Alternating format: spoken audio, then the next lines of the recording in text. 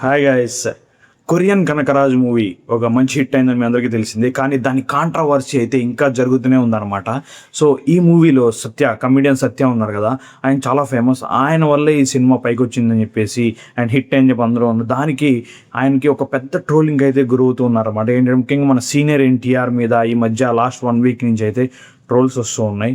So దానికి ఈ టీమే కారణం అని చెప్పేసి అంటూ ఉన్నారు. దాంట్లో ఒక డైలాగ్ అయితే ఉంది, సీనియర్ ఎన్టీఆర్ గారు ఒక కరాటే సీన్లో పాత సినిమాలు చేస్తున్న అమ్మెచ్యూరిష్గా ఉంది అనే డైలాగ్. ఆ సీన్ అయితే మీరు ఇక్కడ చూసేయండి. మీ స్ట్రోక్ చాలా అమ్మెచ్యూరిష్గా ఉంది, ఇది వరకు ఎప్పుడైనా ఫైట్ చేసి. సో ఆ మూవీ సీన్ అయితే మన కొరియన్ కనకరాజు మూవీలో సత్య గారు చెప్పించారు.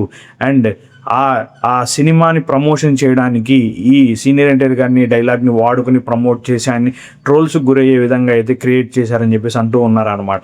సో దీని మీద క్లారిటీస్ వరుణ్ తేజ్ కూడా మొన్న ఒక ప్రెస్ మీట్లో చెప్పారనమాట. సో అది కోఇన్సిడెన్స్.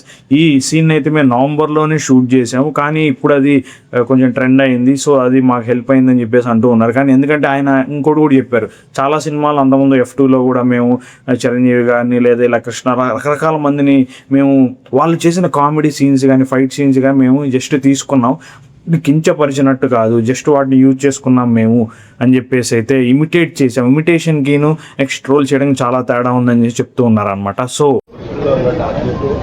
లాస్ట్ వీక్ నుంచి కొంచెం వైరల్ అయింది. ఎందుకు సడన్ నైట్ సినిమాలో రావడంతో అది ఒక ప్లాన్ చేసేవారు అనేది. యాక్చువల్లీ ఆ సీన్ లాస్ట్ నవంబర్ షూట్ చేసామండి, అదే డైలాగ్తో.